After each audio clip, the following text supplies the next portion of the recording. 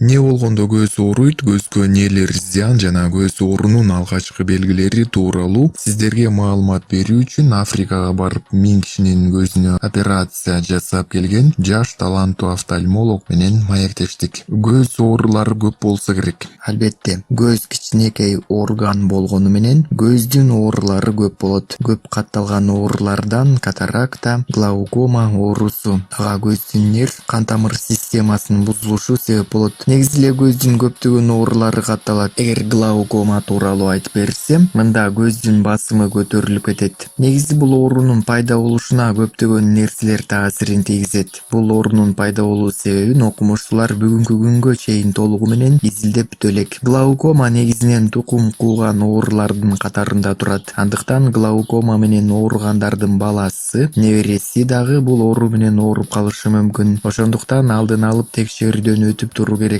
Экинчи глаукома деген болот. Мында башка оорулар глаукомага алып келет. Мисалы көздүн сезгениши, жаракат алуусу жана башка себептер дагы глаукомага алып келиши мүмкүн. Бул оорунун алгачкы белгилери кандай болот? Глаукоманын алгачкы белгисинде көз талып ооруйт. Оору күчөп баштаганда алысты начар көрүп баштайт. Өзгөчө каптал тарабынан начар көрө баштайт. Эгер ушундай белгилерди байкаган киши сөзсүз офтальмологко барып көзүн текшертүү керек. Катаракта тууралуу айтып берсеңиз, бул эмне болгон оору? Катарактанын ар кандай түрлөрү болот. Мисалы жаракаттан улам же тубаса болушу мүмкүн. Көп учурда жаш куракка байланыштуу катаракта көп кездешет. Мында көздүн чечекейи, башкача айтканда көздүн ичинде лупа болот. Чечекей көздүн ичинде каректин артында жаткан эки жагы дөмпөк тунук нерсе. Ошол лупа жарыктуу көздүн тор кабыгына, көздүн эң ички кабатына жеткирип турат. Жаш курак жогорулаган сайын ошол көздүн ичиндеги чечекей катып бозоруп баштайт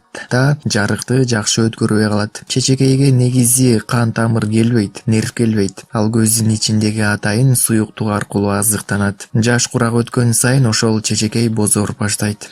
Катарактаны дары-дармек менен дарыласа болобу? Глаукомага караганда катарактаны дарылоо жеңил болуп саналат. Дары-дармек менен жакшы дарыланбайт. Анткени дарылар чечекейге жетпейт. Ошондуктан катарактаны операциялык жол менен дарылайт. Операция жасаганда көздүн чечекейин алып салат да, анын ордуна жасалма чечекей салат. Негизи эле көз эмне себептен улам начар көрүп баштайт? Көздүн көрүүсү плюс, минус дегени бул ошол алысты же жакынды жакшы көрө албай тургандар болот. Көздүн атайын көлөмү болот. Кээде ошол көлөм чоң же узун болуп калса, анда киши минус көз айнек тагынып калат. Эгер көздүн көлөмү кичинекей болуп калса, анда туура келет. Анткени фокус чечекейден ары өтүп кетет. Муну дарыласа болобу же сөзсүз көз айнек тагынып жүрүү керекпи? Эгер жаш бала болсо, анда анын көзүн минусун дарылоо жолу менен да жакшыртса болот. Көп учурда балдар дарыланып жакшы болуп кетет. Ал үчүн убагы менен келип, атайын курс менен дарыланып туруу зарыл. Ошентип бала 18 жашка толуп жетилгенге чейин дарыланып турса, жоголушу мүмкүн. Ал эми чоңоюп калган кишинин көзүнүн плюс, минусун алгач канча экендигин текшертип көрүү керек. Лазер менен көздүн көрүүсүн түздөө жолу менен жасап койсо боло турган болсо, анда көздүн минусун азайтып же такыр жок кылса болот. Кантип көз оорулардын алдын алса болот? Албетте болот. Ал үчүн жок дегенде 1 жылда 1 жолу көз дарыгерине барып, атайын текшерүүдөн өтүп туруу керек. Негизи көз ооруганда чай менен жуубай, өз алдынча же болбосо элдик медицинада дарыланбай врачка келип кайрылышы керек. Көз кызарып же чылпактап кала турган болсо дагы туура дарыланып көз ооруларын алдын алса болот. Көз айнекти өз алдынча тандап алса болобу? Андай кылган туура эмес. Кээ бир кишилер көз айнек саткан жерге барып эле өздөрү кийип көрүп, көзүнүн көрүүсүнө жараша сатып алып колдоно берет. Андай кылган туура эмес. Ал үчүн атайын врачка барып, көздү текшертип, врач жазып берген көз айнекти жасатып тагынса туура болот. Ар кайсы жерден өз алдынча сатып алып колдонсо, алгач көз айнекти такканда жакшы көрсөтө берет. Бирок көз кыйнала берет да, бара-бара андан дагы күчөтүп жиберет. Бүгүнкү күндө биз колдонгон смартфон, телефондордун көзгө зыяны болобу? Смартфонду алыстан эмес, жакындан карайбыз. Ошондуктан ал көздүн ичине эч нерсе байкалбайт. Көздүн ичиндеги булчуңдар иштеп, тырышып чечекейди тартып турат. Өзгөчө телефонду көп убакытка карап, кино көрүп, оюн ойноп отуруп алган абдан зыян алып келет. Анткени чечекей жыйрылып калат да кайра жайылып ордуна келбей калат. Бул телефондордун эң коркунучтуусу балдардын көзүнө тийгизген терс таасири десем болот. Анткени алар кечке ошентип смартфон карай бергенде көздүн чечекейи жыйрылып спазм болот да ал ошол бойдон кала берет. Чечекеи толук көлөмдө иштебегендиктен көздүн көлөмү ошол бойдон калтан калат. Мүмкүн болсо жаш балдарга, өспүрүмдөргө смартфонду бербей койсо туура болот. Мен Бишкектеги поликлиникалардын биринде иштеп жүргөн кезде мектептерге медициналык кароолорго барчубуз. Бир жолу Борбордогу мектептердин бирине барып калдым. Ал жерде байлардын колунда бар кишилердин балдары окугандыгы байкалып турат. Текшерип келсек, окуучулардын баарынын эле көзүнүн көрүүсү минус болуп чыкты. Сурап келсем, үйүндө телевизору бар, компьютери бар, планшети бар, оюндарды ойнойт экен. Андан кийин жаңы конуштардагы мектепке барып калдык. Ал жердеги балдардын көзүнүн 100% баарынын көздөрү көрүүсү жакшы экен. Компьютериң барбы десең жок дейт. Планшет ойнойсуңбу десең жок дейт. Ошондуктан телефонду колдонуунун эрежеси, убактысы болот, бирок өспүрүмдөргө колдонбой койгону туура болот. Компьютерде отурганда дагы атайын эрежеси болот. Ар бир жарым саат иштеген сайын көздү эс алдырып туруу керек. Компьютерде иштегендер үчүн көздү зыяндуу нурлардан канчалык коргойт?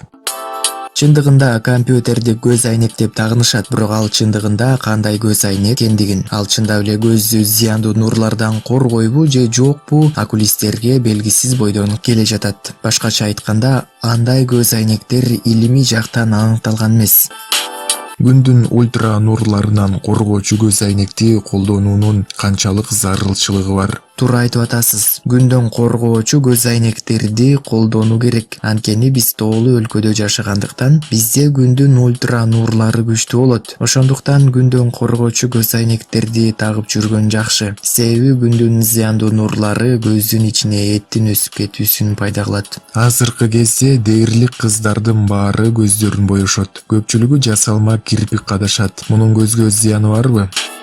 Албетте зыяны бар. Анткени ошол көздү боёгон боёктор, макияж, жасалма кирпиктердин баары ар кандай химиялык заттардан турат. Ошол химиялык заттардын ар кандай түрлөрү, сапаты, төмөндөрү, арзан, кымбаттары бар. Кирпик чаптаган клейден улам көздү дүүлүктүрүп, көздөрү кызарып кеткен кыздар абдан көп кайрылышат. Андан сырткары аллергия болгондор дагы көп кездешет. Ошондуктан көздү дайыма боеп жүргөндө теринин ички бетин жабыркатат. Эгер колдонсо дагы азыраак боенуп, сапаттуу боекторду тандашы керек. Күндөн коргоочу көз айнектерди тандоодо эмнеге көңүл буруу зарыл?